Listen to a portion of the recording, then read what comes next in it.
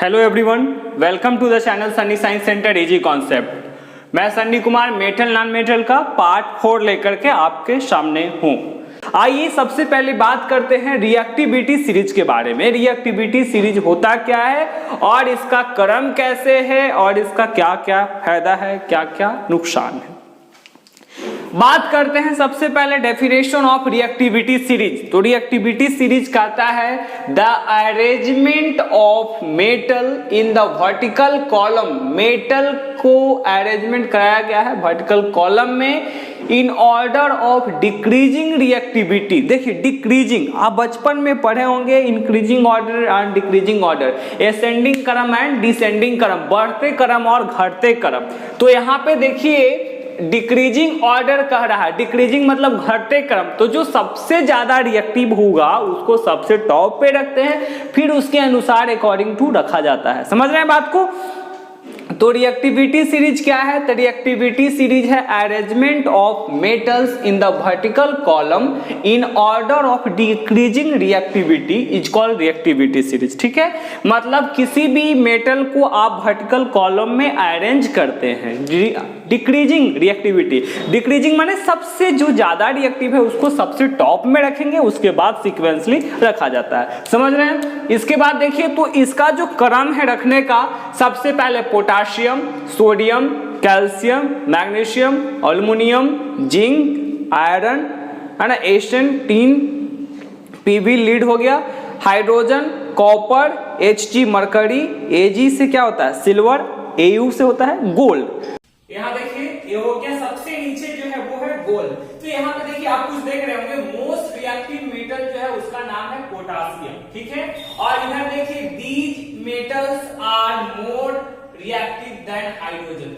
जो हाइड्रोजन से ऊपर में है ये सबसे ज्यादा रिएक्टिव है, और जो हाइड्रोजन से नीचे है वो क्या है, लेस रिएक्टिव है। समझ रहे बात को। जो हाइड्रोजन से एबव है वो क्या है आपका, तो वो रिएक्टिव करेगा, यानी हाइड्रोजन के कैपेसिटी होता है वो डिस्प्लेस कर देने का। ठीक है, बाकी यहाँ देखिए these metals are less reactive than hydrogen. जो हाइड्रोजन से नीचे है वो क्या है, लेस रिएक्टिव है। आ जाइए बात करते हैं बॉन्ड के बारे में।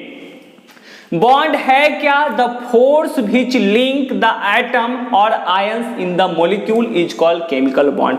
वैसा फोर्स जो क्या कर रहा है, दो मॉलिक्यूल के या दो एटम को कॉन्ट्रैक्ट मतलब रखे हुए आपस में क्लोज किए हुए है, उसको हम कहते हैं बॉन्ड कहते हैं। जैसे कि आपके एक सुने होंगे इंटर मॉलिक्यूलर फोर्स के बारे में। ठीक है, तो इंटर मॉलिक्यूलर फोर्स क्या होता है, दो मॉलिक्यूल का बीच के फोर्स जो दोनों को अट्रैक्टेड रखता है उसको इंटरमोलिक्यूलर फोर्स कहते हैं। तो सबसे पहली बात की बॉन्ड है क्या, तो बॉन्ड देख रहे हैं हम लोग, समझ में आ रहा है। द फोर्स व्हिच में लिंक द एटम और ions in the molecule is called chemical bond, है ना। वैसा फोर्स जो क्या करता है, लिंक कर देता है एटम्स को या आयन को, जोड़ने का काम करता है किसी भी मॉलिक्यूल में, उसको हम केमिकल बॉन्ड कहते हैं। और ये जो केमिकल बॉन्ड है दो प्रकार के होते हैं। पहला के नाम है आयोनिक बॉन्ड, दूसरा के नाम है कोवैलेंट बॉन्ड। ठीक है, आयोनिक बॉन्ड किसे कहते हैं और कोवैलेंट बॉन्ड किसे कहते हैं, इसके बारे में तो आगे हम बताए थे कि इसके बारे में हम चर्चा करेंगे कि आयोनिक बॉन्ड क्या होता है और किस प्रकार से होता है, उसके रिगार्डिंग हम चर्चा करेंगे। तो अभी मेन हम लोग को कॉन्सेप्ट समझना है कि बॉन्ड है क्या। जैसे मान लीजिए हम NaCl लिखते हैं, ठीक है, तो NaCl जब हम लिखने का कोशिश करते हैं तो इस केस में Na प्लस और Cl माइनस होता है, तो एक लिंक बनता है दोनों के बीच में जुड़ा हुआ है, वही को कहते हैं बॉन्डिंग, केमिकल बॉन्ड। जो फोर्स काम कर रहा है दो एलिमेंट को या दो अलग अलग एलिमेंट है सोडियम एंड क्लोरीन, उसको जोड़े हुए हैं, उसको कह रहे हैं बॉन्ड कह रहे हैं। ठीक है, इसके बाद देखिए केमिकल बॉन्ड को दो फॉर्म में क्लासिफाई किया गया है, ionic bond, covalent bond. Ionic में हम बताएं लेन देन, एक रहेगा लूजर दूसरा का गेनर, जबकि कोवैलेंट में क्या याद रखना है, शेयर, है ना। यहाँ पे बस सिंपल वर्ड याद रखो आप, शेयर करके बनेगा। ठीक है, आप हमको काम चलाइए, मैं आपका काम चलाऊंगा। ठीक है, कोवैलेंट में, जबकि आयोनिक में एक लॉस करेगा दूसरा का गेन करेगा, जैसे कि सोडियम क्लोराइड। इसमें क्या है, एक सोडियम के मेटल है, इसके पास कैपेसिटी है लॉस कर देने का, जबकि क्लोरीन क्या करेगा, गेन कर लेगा। ठीक है, तो ये हो गया आयोनिक बॉन्ड। दूसरा देखिए यहाँ पे एक टर्म लिखवाए हैं हम, ऑक्टेट। ऑक्टेट क्या होता है, द नंबर ऑफ इलेक्ट्रॉन 8 है ना, completely filled in the outer most orbit.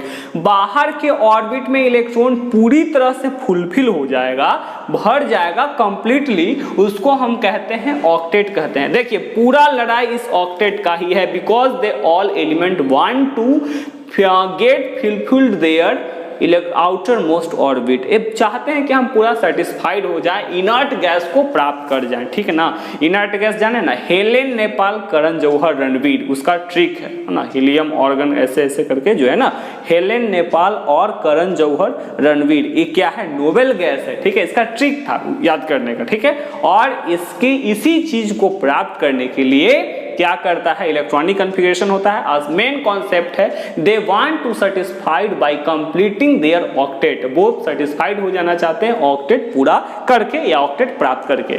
तो ये जो बता रहा है आपको, देख रहे हैं, the number of electron completely filled in the outer most orbit is called octet. बाहर के ऑर्बिट में इलेक्ट्रॉन कंप्लीट होना चाहिए, 8 पूरा होना चाहिए, उसको हम ऑक्टेट कहते हैं।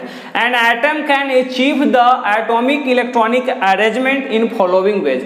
एटम जो है वो इलेक्ट्रॉनिक अरेंजमेंट, तो इलेक्ट्रॉनिक कॉन्फ़िगरेशन मेरा वो बेसिक कॉन्सेप्ट में बताया गया है, इसके बारे में कॉन्फ़िगरेशन के बारे में इसके रूल भी मैंने बताया है। वो होता क्या है, arrangement of electron in the different cell on the basis of their energy level। अलग अलग सेल के हिसाब से, एनर्जी लेवल के हिसाब से इलेक्ट्रॉन का अरेंजमेंट होता है, उसको हम कहते हैं इलेक्ट्रॉनिक कॉन्फ़िगरेशन। इस इलेक्ट्रॉनिक कॉन्फ़िगरेशन से हम दो चीज प्राप्त करते हैं। नंबर 1 इज VE, जिसको बोलते हैं वैलेंस इलेक्ट्रॉन। तो वैलेंस इलेक्ट्रॉन क्या होता है, total number of electron present in the outer most orbit, है ना, बाहर के ऑर्बिट में कितने इलेक्ट्रॉन मौजूद हैं उसको हम बोलते हैं। ठीक है, और जबकि वैलेंसी दूसरा आता है, तो इसको कहा जाता है combining capacity of an element is called valency. ठीक है, वैलेंसी क्या है, combining capacity of an element, जुड़ने का कैपेसिटी होता है, इससे पता चलता है हमको। ठीक है, तो यहां से दो टर्म डिराइव करते हैं। तो कोई भी एटम कैसे इलेक्ट्रॉनिक कॉन्फ़िगरेशन को प्राप्त कर सकता है, एटॉमिक अरेंजमेंट को प्राप्त कर सकता है।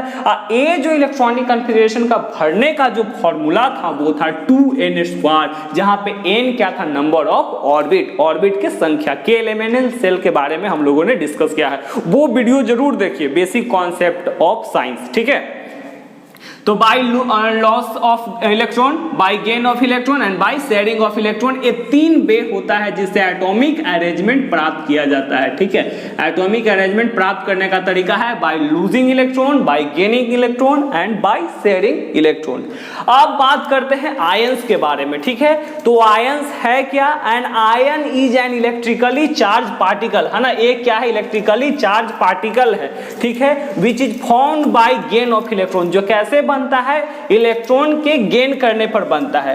अब तो कॉन्सेप्ट यहां पे समझना चाहिए, ये तो लॉस और गेन करने दोनों केस में बन रहा है, तो इसका दो भाग भी हम लोग देख रहे हैं कि एक है कटायन और दूसरा है अनायन। देखिए आयन क्या है, सबसे पहले इलेक्ट्रिकली चार्ज पार्टिकल है, ये चार्ज पार्टिकल है जो कैसे बनता है, आइदर लॉस और गेन ऑफ इलेक्ट्रॉन, या तो इलेक्ट्रॉन के लॉस करने पे या इलेक्ट्रॉन को गेन करने पे। ठीक है, यहां पे देखिए आयंस के कितने प्रकार बांटा गया है, 2 भाग में, कटायन एंड अनायन। कटायन क्या है, तो देखिए those ion which is formed by loss of electron, और नाम से पता चला कटायन यानी कटा हुआ, तो पॉजिटिव का संख्या है कटा हुआ, ये हो गया कटायन।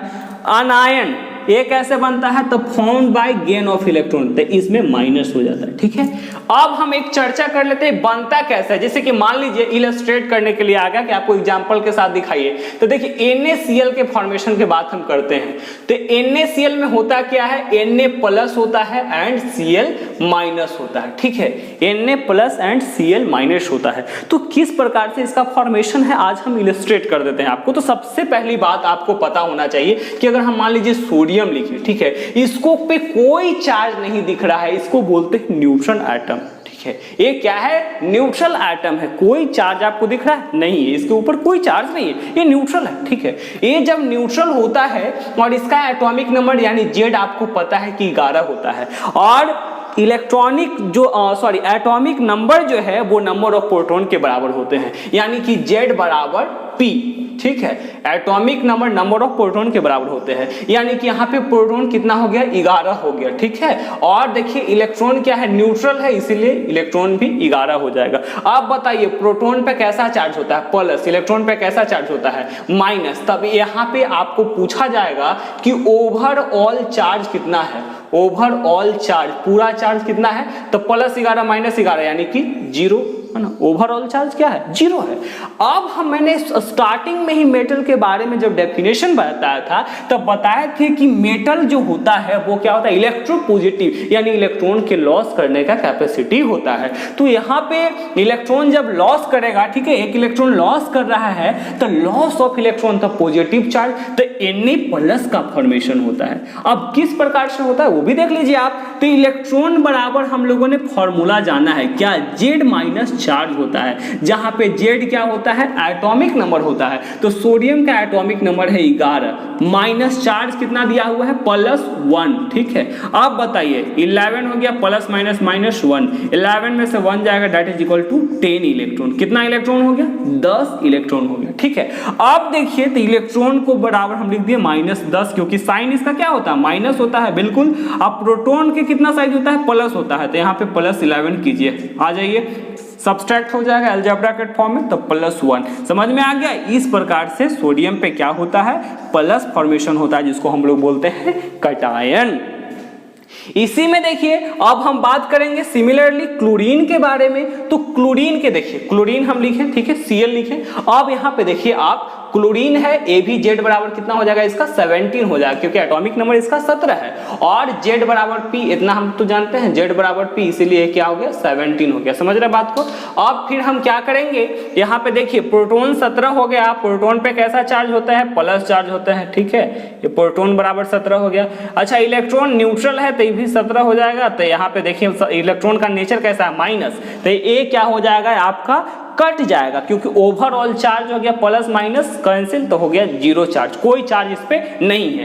अब बात करते हैं दूसरा Cl- के बारे में। तो Cl- कैसे डेवलप होता है, तो due to gain of electron, gain of electron, electron को प्राप्त करने पर। तो जब Cl- कैसे होता है, क्योंकि हम लोग जानते हैं स्टार्टिंग वीडियो में ही मैंने इसका लेक्चर, फर्स्ट लेक्चर में उसमें बताया था मैंने कि गेन ऑफ इलेक्ट्रॉन के द्वारा क्या होता है, नॉन मेटल क्या है, तो non metals are those element which gain the electron, है ना, जो क्या करता है, इलेक्ट्रॉन को प्राप्त करता है। तो जब यहाँ पे इलेक्ट्रॉन को प्राप्त करेगा तो Cl- का फॉर्मेशन होता है। और Cl- होता है तो आ जाइए इलेक्ट्रॉन बराबर फॉर्मूला क्या जानते हैं, Z- चार्ज, और Z क्या है, एटॉमिक नंबर, यानी 17, माइनस चार्ज कितना है, -1, 17 minus minus plus, 17 + 1 that is equal to 18 electron.